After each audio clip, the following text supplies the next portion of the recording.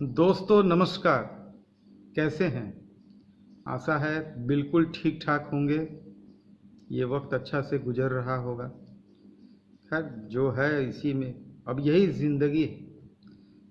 इसके साथ ही जीने का आदत डालना पड़ेगा। दूसरा कोई उपाय नहीं है। आज का जो वायरस का समय चल रहा है, अब इससे ये मत सोचिए कि ये आज ख़त्म हो जाएगा, कल ख़त्म हो जाएगा। काम करना है, ये तो भाई ज़रूरी है। दूसरा कोई विकल्प नहीं है। और इसके साथ रहते हुए काम करना है। और दूसरी सबसे खास बात एकदम दिमाग में बैठा के चलिए। अगर आपके घर में बुजुर्ग हैं, अगर आपके घर में या तो आप या कोई भी किसी भी बीमारी से ग्रसित हो, या आपके घर में कोई भी 10 साल से कम का बच्चा हो, आपको तो फिर भी काम करना है। लेकिन देखिए, बहुत बचना पड़ेगा। बचना मतलब आपको हमेशा दिमाग में ये 3 चीज रखना पड़ेगा। घर को एकदम, आप बाहर काम कर रहे हैं 8 घंटा 10 घंटा, अगर आप दुकानदार हैं, ग्राहक आएंगे ही। देखिए, ग्राहक से पैसा भी जो लीजिए ना, उसको बिल्कुल अलग रखिए। मतलब, और फ्रीक्वेंटली कोशिश कीजिए कि हैंड वॉश बहुत इम्पोर्टेंट है। इस सैनिटाइजर वगैरह जो है ना, ये इससे भी इम्पोर्टेंट है साबुन से हाथ धोना। चाहे वो 5 रुपये का साबुन ही क्यों नहीं हो। देखिए, जो अभी बात सब सामने आ रही है, सैनिटाइजर वगैरह, ये सब सही पूछे तो है कॉस्टली और प्रैक्टिकली फिजिबल उतना नहीं है। तो सबसे बेस्ट है, अब आप दुकान में सैनिटाइजर का बॉक्स लगाइए, आप दुकान में एक पानी रखिए, पानी का ड्राम छोटा रख दीजिए, और साबुन लिक्विड सोप रख दीजिए। कोई भी ग्राहक आए पहले हाथ धो ले, और उसके बाद वो जो नोट है ना, मैंने किसी भी तरह से आपको अपना हाथ आंख मुंह और नाक में ले जाने के पहले हैंड वॉश एकदम दिमाग में रखिएगा। घर और परिवार को एकदम दिमाग में बैठा के रखिएगा। अगर आपके घर में कोई बुजुर्ग नहीं है, आपको भी कोई डिजीज़ नहीं है, इवन कि डायबिटिक भी अगर आप नहीं हैं, और कोई भी 10 साल का बच्चा भी नहीं है 10 साल से नीचे का, तब आपको कोई चिंता का भी बात नहीं है। आप इस वायरस से इफेक्टेड होंगे और रिकवर एकदम कर जाएंगे। जो भी डेथ्स हो रही है ना, सही पूछिए, मैंने बड़ा डिटेल में स्टडी किया है। अधिकतर डेथ्स, अधिकतर मैं शब्द का इस्तेमाल कर रहा हूँ। अब मैं कोई डेटा की बात नहीं करूँगा, डेटा में फंस जाता हूँ कभी कभी, इसलिए कि डेटा ऑलवेज चेंज होगा। जब आप वीडियो देख रहे होंगे, ये डेटा कुछ और होगा। डेटा के लिए गूगल कर लीजिए। तो अधिकतर डेथ्स जो हो रही है ना, वो किसी न किसी डिजीज से वो लोग ग्रसित हैं पहले से। मतलब, और जो इनको कोई बीमारी नहीं है, उसमें से अधिकतर लोग जो हैं वो ऐसे ही रिकवर हो जा रहे हैं। रिकवरी बड़ा फास्ट भी उनमें आता है। ज़्यादातर लोग वैसे भी होते हैं जिनमें वायरस होता है और कोई सिम्टम नहीं होता है, वही एसिम्टोमेटिक। तो देखिए, मजबूरी है। इकोनॉमी बहुत बड़ा फैक्टर है, चाहे वो देश का जुड़ा हुआ हो, चाहे वो आपका इकोनॉमी हो। ये संभव अभी हमारे सरकार के लिए नहीं है कि हर एक आदमी को जो वो पहले कमाता था उसके जेब में वो डाल दे। तब तो सरकार का स्थिति बहुत खराब हो जाएगा। हम लोगों को सॉरी, अपनी इकोनॉमी को खुद मजबूत करने का काम करना पड़ेगा। जरूरी चीज़ों के लिए बाहर निकलना ही पड़ेगा। कुछ चीज़ हैं जहाँ पे सोशल गैदरिंग होता है, उससे बचना ही पड़ेगा। हम जो मुख्य विषय आजकल चला रहे हैं, हमारा देखिए मेन फोकस है। अगर आप नए जुड़े हैं तो 2-3 लाइन में कुछ बात आपको बता दूं। हमारा देखिए, मेरा तो फैन का इंडस्ट्री है, बिहार का सीएनसी यूनिट है, कंप्लीट यूनिट है। बैंक, आईसीआईसी बैंक ने मेरे साथ धोखाधड़ी किया, जिसके चलते वो यूनिट बंद पड़ा है। मैंने कोर्ट में केस भी डाला है। कोर्ट में मेरे केस को जज साहब ने कॉग्निजेंस लिया है। आईसीआईसी बैंक ने रिवीजन के लिए ऊपर के कोर्ट में गया, उसको माननीय जज ने उनके रिवीजन को खारिज कर दिया। वापस से निचली अदालत के जज साहिबा ने उनको 27 मार्च को अपीयर करने के लिए, सरेंडर करने के लिए कोर्ट में बोला था। और ये कोई सिविल केस हमने नहीं डाला है, उनके ऊपर धोखाधड़ी का मुकदमा है। आर्थिक नुकसान उन्होंने मुझे पहुंचाया है। सही पूछे तो आज जो मेरी स्थिति है, मैं उसके लायक कभी नहीं था। मैं आज कम से कम भी तो 25 करोड़ का मालिक होता, और बिजनेस में कम से कम 1000 लोग काम करते रहता। अब सोचिए, 1000 लोग को अगर नौकरी मिलता तो 10,000 आदमी का रोजी रोटी चलता है। हर एक आदमी से कम 8-10 लोग तो जुड़े हुए हैं। वर्कर्स के परिवार में लोगों की संख्या अधिक होती है। मेरा काम तो बंद पड़ा है, कोर्ट से कब डिसीजन होता है फिर मैं जाऊंगा। इसमें जब लॉकडाउन वगैरह खुलेगा तो जो ये होता है ना कंज्यूमर कोर्ट, फिर उसमें भी मैं नुकसान के लिए केस डालूंगा। तो मेरा कहानी अभी थोड़ा लंबा है। इसी बीच में मैंने ये सोचा कि ये जो सीलिंग फैन का बिजनेस है, इस बिजनेस को अधिक से अधिक लोगों तक कैसे प्रचारित किया जाए। देखिए, सही पूछिए तो ये बिजनेस काफ़ी बड़ा टर्नओवर का बिजनेस है। टर्नओवर इस मामले में कि जब आप फैक्ट्री डालेंगे तो आप देखिएगा, आप मेरे बात को ध्यान से नोट कीजिए। अगर आप फैक्ट्री डालेंगे, कोई भी छोटा से छोटा दुकानदार भी आएगा ना तो बोलेगा सर 100 पंखा चाहिए। छोटा से छोटा दुकानदार 100 पंखा का मुंह खोलेगा सीजन के पहले। यानी टर्नओवर आप देखिए, अगर वो पंखे का कीमत आपका 850 रुपया तो 85,000 रुपये। मैंने एक ग्राहक आया और नहीं तो 1000 पंखा, 1500, 2000, 10-10 हज़ार का मैंने ऑर्डर सुना है। जब मैं इकाई को एस्टेब्लिश कर रहा था 5 साल में, तो मेरा इकाई कंप्लीट हुआ 5 साल। जो ये इसने धोखा दिया, एक बार की बात करके पैसा नहीं दिया और जितना बात हुआ, जरूरत था 75 लाख का और दिया 1.5 करोड़ 5 साल में। कोई फ़ायदा नहीं। उसका मुख्य उद्देश्य था कि उसका ईएमआई चलते रहे, वो ईएमआई चलाने के लिए पैसा देता गया। इसके धोखाधड़ी का कहानी कोई नहीं है। मैं लंबी इतना मोटा मैं प्रिंट आउट निकाल के रखा हूँ, मैं उसको भी कभी कभी आपके सामने चर्चा करूँगा। लेकिन फ़िलहाल देखिए, ये जो फैन इंडस्ट्री है, मेरा आपसे रिक्वेस्ट है, इस इंडस्ट्री को बैठाने का बिल्कुल, आप किसी भी जिला में हैं नो प्रॉब्लम। आप गांव में भी रहते हैं, आप जिला से 20 किलोमीटर दूर अगर आपका कोई गांव भी है डिस्ट्रिक्ट हेडक्वार्टर से, वहाँ तो ये इंडस्ट्री और बढ़िया चलेगा। क्योंकि सबसे बड़ा जो फैक्टर है इसके साथ ना, वो सही पूछिए तो जगह का है। और गांव देहात में जगह की कोई कमी नहीं होती है। जगह तो ऐसे आप लोग के पास पड़ा रहता है, लैंड बैंक की कोई कमी नहीं रहती है। सिर्फ एक चीज़ आपको और एक्स्ट्रा ऐड करना पड़ेगा, एक आपको छोटा सा डिलीवरी वैन लेना पड़ेगा। और डिलीवरी वैन जो लीजिएगा ना, वो बंद दरवाजा का, पूरा कवर्ड और 2 पीछे दरवाजा रहे, उसमें ताला मार दिए, इस टाइप का डिलीवरी वैन, उसको चलाना सीख लीजिएगा। देखिए, पहले हर चीज़ को कोशिश कीजिए खुद सीखने का।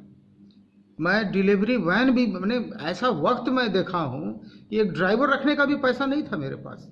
ड्राइवर बोला 10,000 रुपया महीना लेंगे, मुझे सोचना पड़ रहा था। और रोज का काम वैसा नहीं था कि रोज माल आ रहा है, क्योंकि पैसे का अभाव तो मैं झेल रहा था ये बैंक के चक्कर में। तो मैं उसको खुद चलाने लगा। बताइए, एक एंटरप्रेन्योर खुद डिलीवरी वैन चलाता था, रॉ मटेरियल लाना ट्रांसपोर्ट से डिलीवरी वैन में, और एक स्टाफ को रख लेता था, हम लोग मिल के सामान को चढ़ा लेते थे। मैंने मेहनत की, स्ट्रगल काफ़ी किया, मैं कहीं से उसके लायक नहीं था। ये सारा वजह मेरे साथ जो जो घटना घटा है और जो जो खराब दिन मैं देखा हूँ, उसके पीछे जो मुख्य दोषी है, एकदम मैं शब्द इस्तेमाल कर रहा हूँ, दोषी है, वो आईसीआईसी बैंक का जो ये है, मैंने नियम कानून और उसका स्टाफ का काम करने का तरीका। ये लोग क्विक मनी, ये लोग सारा अधिकतर ये लोग गलत काम करने का कोशिश करते हैं। एक सब लोग आवाज़ नहीं उठा पाता है, मैंने एफआईआर तक भी लोग हिम्मत नहीं करता। अधिकतर लोग बर्दाश्त करता है कि चलो हटाओ, क्या होगा, पुलिस में जाके क्या होगा, किसी का नुकसान हो गया तो हो गया। इतना आसान नहीं है कि पुलिस स्टेशन में आप जाके कोई है, उसके लिए भी बहुत हिम्मत चाहिए होता है। एक शरीफ आदमी जो कभी थाना पे पैर नहीं रखा हो, वो बर्दाश्त कर लेता है। वो सोचेगा कि क्या होगा। बस अगर मान लीजिए कि थाना में हम कंप्लेन किए और कोई फ़ायदा नहीं हुआ, तो बेवजह थाना आना जाना, पुलिस का आना जाना, माने सोशल, सबसे पहले आदमी समाज को देखता है। कोर्ट तो बहुत बड़ी बात है, कोर्ट तो आसान चीज़ नहीं ना है। थाना में चलिए आज आप जाइएगा, पुलिस आपके साथ कल आ जाएगी। लेकिन कोर्ट में तो पहले केस फाइल कीजिए, फिर वो डेट पे डेट चलेगा, गवाही होगा, मतलब 1 साल का पीरियड अगर बहुत फास्ट चला तो 6 महीना में। 6 महीना तो आपको कोर्ट आते जाते वकील साहब का फीस देते देते वो तो पैसा टाइम निकल जाएगा। मैंने काफ़ी झेला है। 2014 से सोचिए, मेरी बेटी टॉप की, मैं उसको कॉलेज में नहीं डाल सका। बेटी बड़ी बेटी है, उसका मेरे प्रति विचार बहुत खराब हो गया। मतलब इसलिए कि दोषी फिर मैं हूँ। अब मैं क्या करूँ बताइए, मैं क्या करूँ? पैसे पैसे के लिए सोचना पड़ रहा था। मैं कैसे उसको कॉलेज में, उसकी सारी सहेली जो थी सब कॉलेज में, मैं उसको बोला कि मैंने वो 12th का किताब पढ़ के फाउंडेशन, जो सीए फाउंडेशन का एग्ज़ाम दे दी, वो निकाल ली। उसके बाद मैं किसी तरह से उसको सीए इंटरमीडिएट का रजिस्ट्रेशन करा दिया, ठीक है, लेकिन कोई कोचिंग नहीं कर पाई। नतीजा क्या हुआ? उसका इंटरमीडिएट नहीं निकल सका। उसको ज़बरदस्त धक्का लगा, क्योंकि क्लास में हमेशा वो अच्छा करते आई थी, ऑलवेज अच्छा की थी, है ना। और उस पीरियड में मेरा स्टेबलाइजर का बिजनेस था, सब कुछ था, घर में खुशहाली थी। मैंने पत्नी से भी संबंध सही पूछे तो बढ़िया नहीं चलता है, हमेशा नोक झोंक ताना चलते रहता है, क्योंकि उसका दोषी मैं हूँ। सब इच्छा किसी का पूरा नहीं, आदमी कैसे पूरा करेगा? और मेरा कितना अच्छा बिजनेस था स्टेबलाइजर का, भली भांति मैं एकदम बैंक का जो हाउसिंग लोन लिया हुआ था वो पैसा भी मैं दे रहा था, सीसी भी मैंने 50,000 रुपया मैं बैंक को दे रहा था, कोई प्रॉब्लम नहीं था। आज भी गांव देहात में स्टेबलाइजर का डिमांड है, आज खत्म नहीं हो गया स्टेबलाइजर। इतना बड़ा बिजनेस सीलिंग फैन का, अगर ये वन टाइम पेमेंट दिया होता तो आज ये नौबत नहीं आती। वन टाइम 75 लाख की जरूरत थी, 2 महीना में मशीनरी सेट हो जाता, तीसरे महीना से प्रोडक्शन स्टार्ट हो जाता। नॉलेज पूरा मैं लेके रखा था, एकदम डिटेल में इसका सर्वे किया था, एक एक मशीन चलाना सीखा था। मतलब किसी चीज़ के लिए हमको सोचना नहीं था, एकदम कोई भी साधारण आदमी जो वर्कर है, नए नए लड़के को काम सिखा देता, लड़का काम करना, और वही काम हुआ भी। यहाँ जितना लड़का काम किया ना, वो पहले कोई सीलिंग फैन इंडस्ट्री में काम नहीं किया था। और जो लास्ट 2019 से पंखा बनना चालू हुआ, जब मेरा पूरा यूनिट कंप्लीट हो गया, क्वालिटी नंबर 1, मतलब वो 70-75 वाट के रॉ मटेरियल से मैंने 42 वाट तक का मोटर बना दिया। वो सब मैं आपको बताऊंगा। अब ये रॉ मटेरियल के ऊपर मैं बता रहा हूँ, ये जो सीरीज चालू किया हूँ 3-4 वीडियो से। तो देखिए, मैंने पहले चर्चा की है वॉल्यूम 16 में स्टेटर के बारे में, वॉल्यूम 17 जो मेरा कल का था वो प्योरली कॉपर के लिए था, ठीक है, मैंने पूरा डिटेल में बताया। अब आइए देखिए, सबसे पहले हम लोग कॉइल बना रहे हैं, ठीक है। अब ज़रूरत क्या है? शाफ्ट का एक छोटा सा ज़रूरत उसमें पेपर का पड़ता है। तो उसके देखिए, फरीदाबाद को ठीक से समझ लीजिए, अगर सीलिंग फैन का काम करना है तो फरीदाबाद, हरियाणा फरीदाबाद के अलावा कोई सॉल्यूशन नहीं है।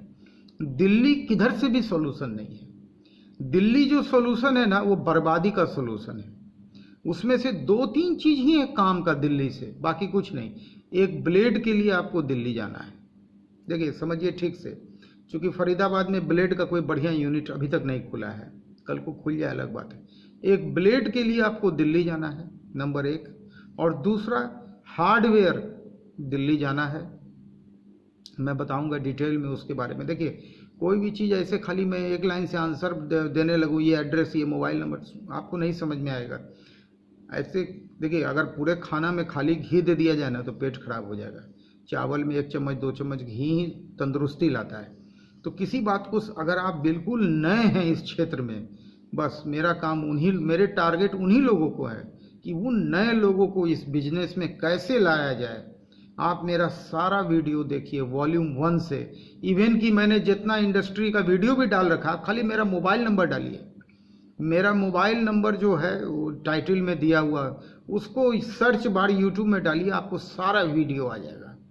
आप एक एक कर उस पर टाइम दीजिए। देखिए, सेल्फ एम्प्लॉयमेंट से बड़ा कोई नहीं है, स्वरोजगार।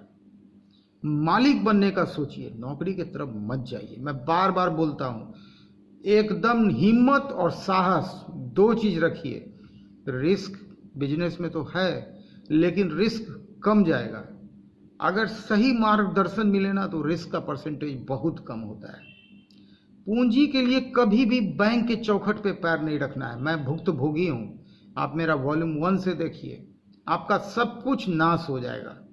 वक्त ऐसा आता है। अच्छा अच्छा बिजनेस जो बढ़िया चलता है, बढ़िया चल रहा था, आज देखिए, मैं एक न्यूज़ देख रहा था लल्लन टॉप में, एक पंजाबी एक्टर, वो टीवी सीरियल वगैरह के एक्टर थे, उन्होंने काफ़ी लोन वगैरह ले रखा था और इस वायरस में उनकी इकोनॉमिक स्थिति खराब हो गई। 2 साल पहले मात्र उनकी शादी हुई थी, मात्र 2 साल।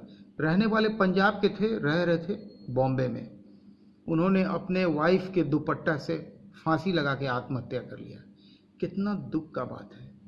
सबसे ज़्यादा दुख जो है और सबसे ज़्यादा खराब वक्त है वो सिने फिल्म इंडस्ट्री के लोगों का बीत रहा है। जो लोग पैसा कमाए हुए हैं उनकी प्रतिशत बहुत कम है इंडस्ट्री में। अगर पूरे इंडस्ट्री के लोगों को ले लिया जाए ना, तो शायद 10% ही लोग हैं जो काफ़ी अच्छे स्थिति में हैं। उनकी पूरी जिंदगी, उनके अगले 2 पुश्त की जिंदगी भी चल जाएगी, पैसे की जरूरत उनको नहीं है। 90% लोगों की स्थिति खराब हो रखी है। सब प्रेजेंट काम को देखते हुए सभी ने अपने खर्चा को बढ़ा के रखा था, और खर्चा तो हर का बढ़ जाता है। परिवार रहेगा तो खर्चा बढ़ेगा ही बढ़ेगा। सभी का खर्चा बढ़ा हुआ था और आज सभी की स्थिति खराब है, और पता नहीं ये कब सुधरेगी।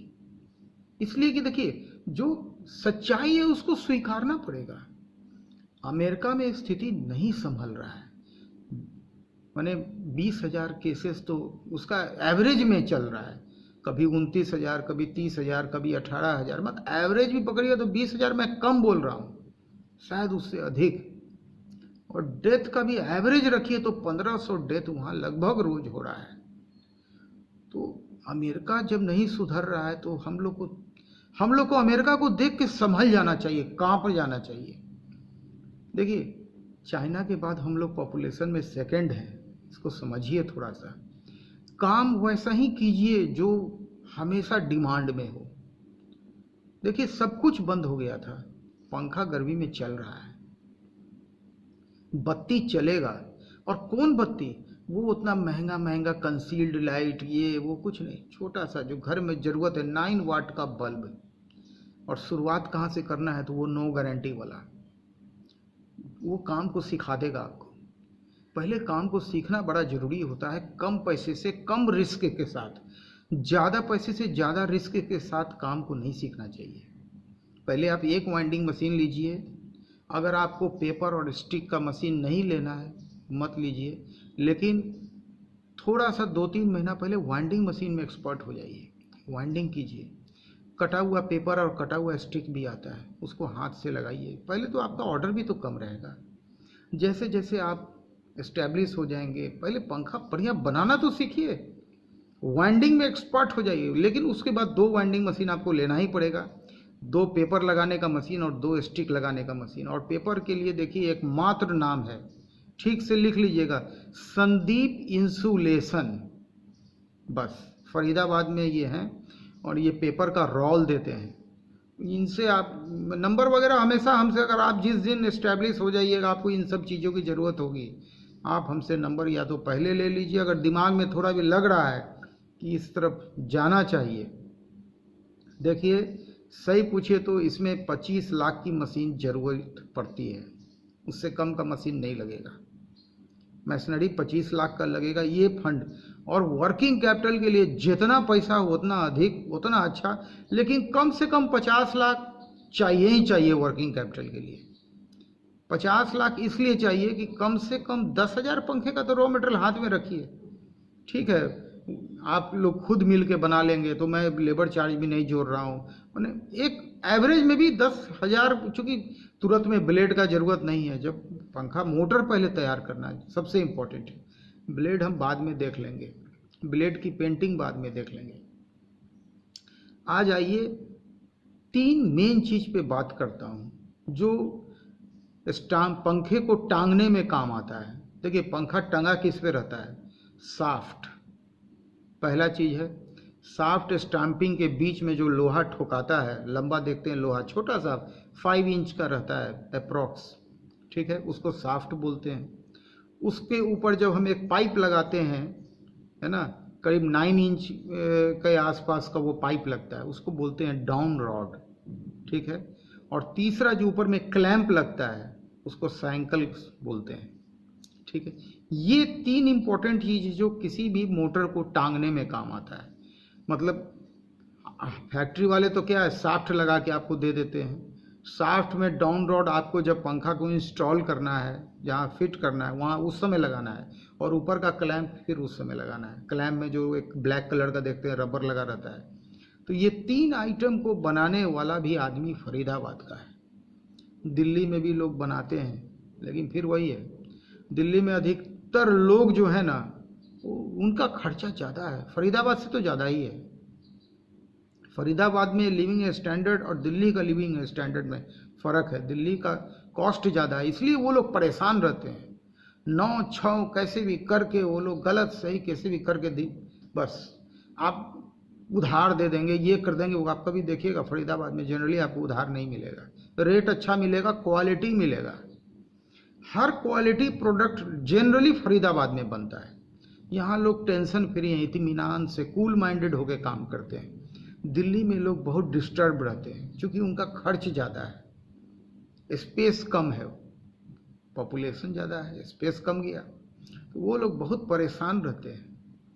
तो इसका जो मेन एक आदमी माने हर तरह से क्वालिटी कॉन्शियस, क्वालिटी का इतना बारीक ज्ञान इस आदमी को है। माने मैं 2 जगह से ठोकर खा के फिर इनके पास आया था लास्ट में, 2 जगह भयानक। देखिए मैं उन लोगों का नाम लूंगा ना, वो लोग भी मेरा वीडियो देखते हैं, जुड़े हुए हैं मेरे चैनल से, उनको बहुत दुख पहुंचेगा। मैं किसी को दुख नहीं पहुंचाना चाहता हूं।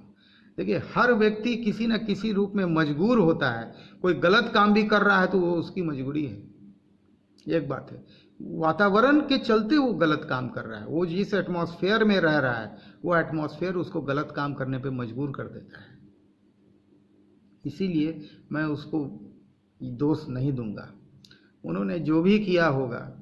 खैर नुकसान तो मुझे बहुत होता है, रॉ मटेरियल में अगर ऊंच नीच मिलता है। देखिए शाफ्ट में बहुत मेजर चीज़ है, जो उस बेरिंग का जो स्पेस 2 बना रहता है ना, 6201 जो नीचे लगता है, अब 6202 जो ऊपर बेरिंग लगता है, डबल बॉल बेरिंग, ठीक है, वो बहुत बारीकी है। उसमें थोड़ा भी प्लस हो जाए तो आपका बुखार छुड़ा देगा वो।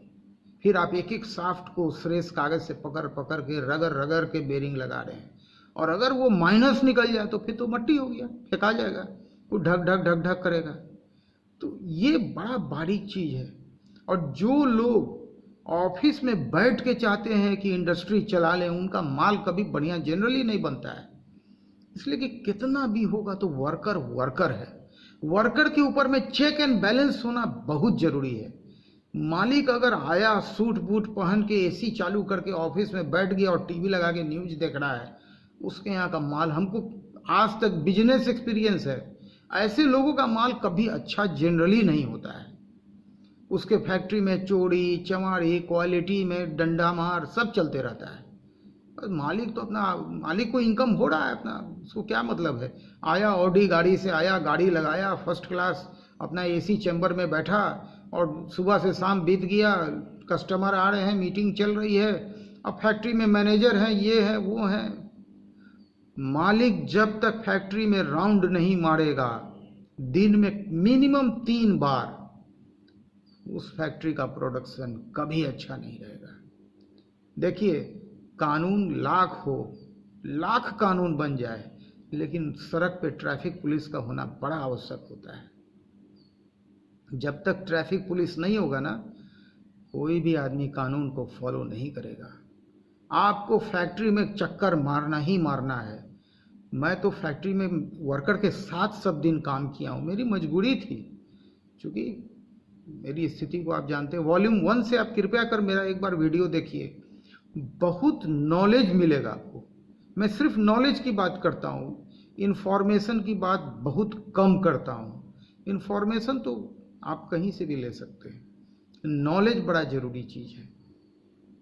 और वो आदमी, मैं कोई ये नहीं हूँ, बिजनेस गुरु नहीं हूँ, कुछ नहीं हूँ, मैं एक MSME हूँ, मैं इस फील्ड का आदमी हूँ। और जब इस फील्ड का आदमी खोल के खुल्लम खुल्ला अगर इस फील्ड के बारे में बताएगा, उससे बड़ा बात कोई नहीं कर सकता है।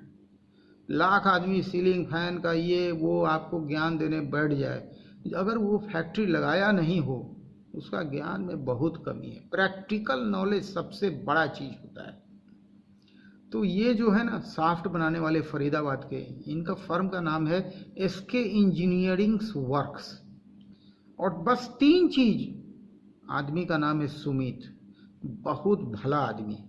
मतलब देखिए, आदमी का नेचर भी बहुत मायने रखता है, मेहनती भी वैसे ही। इतना मेहनती आदमी हम नहीं देखे। मतलब हम जब भी उनके यूनिट पे गए ना, वो अपने केबिन में नहीं दिखे। छोटा सा उनका केबिन हुआ करता था एकदम, वो भी सीढ़ी के नीचे कैसे बना हुआ था। सारा ध्यान उनका हमेशा वर्क पे था। वो हमेशा फैक्ट्री में घुसे रहते। बोले कहाँ है सुमित जी? तो बैठिए ना, गए हैं रॉ मटेरियल वाला के यहाँ, गए हैं ट्रांसपोर्ट में, मैंने गए हैं इधर, मैंने अब बड़ी सी गाड़ी, पैसे की कोई कमी नहीं है। और देखिए मेहनती आदमी का, कैसे आदमी मेहनती आदमी तरक्की करता है, मैं आपको बताता हूँ।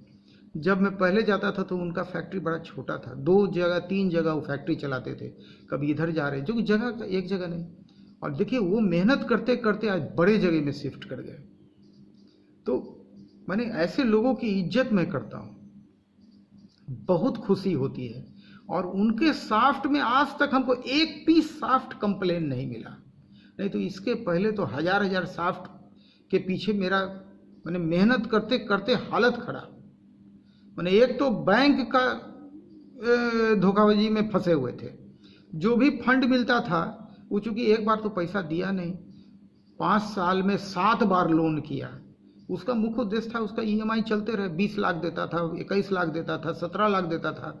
वो खाली हिसाब बैठा लेता था कि ये जो 6 महीना साल भर बाद जो हम दोबारा पैसा देंगे, तब तक मेरा EMI जाते रहे। और उतना पैसा देता था कि कम से कम ये जिंदा रहे, माने हम जिंदा रहें और उनका EMI भरते रहें। और कर्जा मेरे ऊपर बढ़ाते चला गया, बढ़ाते चला गया। RBI के सारे नॉर्म्स का धज्जी उड़ा के कर्ज को बढ़ाते चला गया। इसीलिए मैं बोलता हूँ, काम बड़ा है। हो सकता है आपके पास 25 लाख 1 करोड़ ना हो, मैंने रास्ता बताया, ये काम को कीजिए। सॉरी, इस काम को बिल्कुल कीजिए, पार्टनरशिप में कीजिए, डरिए मत। ये कोई बहुत डरावना शब्द नहीं है, कोई डरने की आवश्यकता नहीं है। पार्टनर, देखिए हर शब्द में अच्छाई है और बुराई छुपी हुई है। हमें बुराई को नहीं देखना है। हमारा हमेशा कोशिश होना चाहिए, गिलास में आधा पानी भरा हुआ है, गिलास आधा खाली कभी मत दिमाग में लाइए। नेगेटिव बात एकदम मत कीजिए। आज वायरस है मत दिमाग में रखिए, बच के काम करना है एकदम, उसको दिमाग में रखिए कि हमको काम करना है और परिवार को बचा के काम करना। मतलब हमेशा बी पॉजिटिव, जो ब्लड होता है ना B+, तो मैं B+ हूँ। इसीलिए चूंकि एज ए बी पॉजिटिव मैं ऑलवेज बी पॉजिटिव रहा हूँ। तो जो होगा होगा, अरे भाई जो लिखा हुआ है वो तो होगा ही ना, तो घबराना क्या है। आज आदमी सड़क पे निकलना छोड़ देगा, आदमी को सड़क पे निकलना ही है। अब आगे देख के आप चलिएगा, पीछे देख के आगे चलिएगा तो धक्का लग जाएगा। तो हमेशा आगे देख के चलना है, आगे यानी भविष्य को देख के चलना है। पीछे क्या हुआ ठीक है, वो आपका इतिहास है, इतिहास आपके साथ है। लेकिन बी पॉजिटिव, हमेशा हिम्मत, साहस और धैर्य, ये 3 चीज देखिए, हिम्मत, साहस और पेशेंस आपके साथ होना चाहिए। और बिल्कुल सेल्फ एम्प्लॉयमेंट की तरफ जाइए। किसी से नौकरी के मांगने की कोशिश मत कीजिए, खुद को एम्प्लॉय कीजिए सबसे पहले। कितना बड़ी बात है नौकरी मांगना और खुद को मालिक बनना। आज आप मालिक बनिएगा ना, कई लोगों को नौकरी देने के लायक हो जाइएगा। यही चाहिए भारत के गांव गांव में, ये होना चाहिए। गांव में फूड रिलेटेड इंडस्ट्री तो बड़ा आराम से खोल सकता है, बहुत आसान है उसके लिए। और सिर्फ मार्केट वो डिस्ट्रिक्ट तक करे, डिस्ट्रिक्ट से बाहर जाने की आवश्यकता नहीं है। इसलिए कि उनके पास सबसे जो मेजर प्रॉब्लम होता है इंडस्ट्री का ना, वो होता है लैंड। गांव के हर एक व्यक्ति के पास लैंड की कमी नहीं है, सरप्लस लैंड होता है। वो परेशान रहते हैं कि इसमें क्या लगाया जाए, इसमें क्या लगाया जाए। जरा इंडस्ट्री लगा के तो देखिए, याद कीजिएगा, आपको लेबर प्रॉब्लम भी नहीं होगा, गांव के लोग गांव में ही रह जाएंगे। कितनी बड़ी बात है। और गांव से इकोनॉमी आएगा। गांव से जब एक होता है गेहूं को ले जाके गवर्नमेंट को बेच रहे हैं, इधर बेच रहे हैं, अरे क्या जरूरत है? गेहूं को पीस के पैकेट में डालिए और जिला के दुकान में बेचिए, आटा का पैकेट एकदम, और ठोक बजा के लिखिए, आप अपने गांव का पूरा पता लिखिए, कस्टमर केयर का नंबर एक बना लीजिए, अपना मोबाइल नंबर छापिए। किस बात का डर है भाई? और एकदम एक नंबर तरीके से काम कीजिए। गवर्नमेंट को टैक्स दे के काम करना है कभी भी। सबसे पहले अब थोड़ा सा सरकार को चाहिए कि टैक्स का रेट को कम करना। इस पे मैं बहुत विशेष एक एपिसोड पे चर्चा करूंगा। देखिए, आज फैन इंडस्ट्री में टैक्स 18% है, और ये जो छोटा लो कॉस्ट का फैन होता है ना, तो अधिकतर लोग जो होते हैं ना, नो टैक्स का काम करते हैं, कच्चे तरीके से करते हैं। तो इसमें दोषी सरकार को। अगर इसमें 5% टैक्स अगर गवर्नमेंट कर दे ना, एक एक आदमी टैक्स देगा, एक एक आदमी खुल के दिल से टैक्स देगा। टैक्स चोरी करने की किसी को जरूरत नहीं है। तो जो भी कीजिए, गवर्नमेंट को टैक्स दे के कीजिए। गेहूं उपजाने में आपका रॉ मटेरियल तो गेहूं होगी, आटा बनाने के लिए मान लीजिए, तो वहाँ तो इनपुट टैक्स रेट आपको नहीं मिलेगा। हाँ, आप जो खाद वगैरह खरीद रहे हैं वो सबका आपको इनपुट आ जाएगा। लेकिन जैसे गेहूं का पैकेट बना, उस पर जो फूड इंडस्ट्री का टैक्स है, वो टैक्स लेके पैकेट बना के बेचिए तो कितना फ्रेश आटा लोगों को मिलेगा। लोग कहाँ अदर स्टेट से पैक होके आटा आता है और लोग खाते हैं। उन्हें क्या क्या ना होता है। आज जब पूरे जिला के लोग को पता चलेगा, रही है तो हमारे जिला के गांव का बना हुआ आटा है। क्वालिटी में कोई समझौता नहीं। काम कोई भी कीजिए, सारे स्टैंडर्ड और नॉर्म्स को मेंटेन करके चलिए, ताकि कल को अगर आपको एक्सपोर्ट बढ़िया चीज़ होगा तो अदर स्टेट से भी ऑर्डर आ जाएगा, अदर डिस्ट्रिक्ट से ऑर्डर आएगा, अदर कंट्री से भी ऑर्डर आ सकता है। कोई ठीक नहीं है। अगर आपका प्रोडक्ट क्वालिटी में नंबर 1 और रेट कम से कम, क्वालिटी में नंबर 1, रेट कम से कम, 10% से कम मुनाफा नहीं रखना है, हमेशा याद रखिएगा। नहीं तो 8% तो गवर्नमेंट मानती है कि टोटल टर्नओवर पे आपको इनकम हुआ होगा, और उस पर गवर्नमेंट आपसे इनकम टैक्स लेगी, जो भी उसका स्लैब आएगा। तो साफ्ट के लिए, डाउन रोड के लिए और साइकिल के लिए एक नाम दिमाग में बैठा लीजिए। वो आदमी का नाम Sumit, SK engineering works, Faridabad, बिल्कुल। और नंबर इनका चाहिए होगा, आप हमसे मांग लीजिएगा। देखिए, आपसे हमेशा मैं नम्र निवेदन करता हूँ, हाथ जोड़ के निवेदन करता हूँ, मेरे इस चैनल को बिल्कुल सब्सक्राइब कीजिए। किसी ना किसी का जरूर भला होगा। सब्सक्राइब कीजिए और कम से कम सिर्फ 5 लोगों को आप शेयर कीजिए। जैसे मैं बोलता हूँ ना, पार्टनर एक ढूंढिए, तो 5 आदमी को सब्सक्राइब कीजिए। कल मैं फिर एक नए टॉपिक पे आऊँगा, रॉ मटेरियल पे। इस वीडियो को अंत तक देखने के लिए आपका बहुत बहुत धन्यवाद। नमस्कार।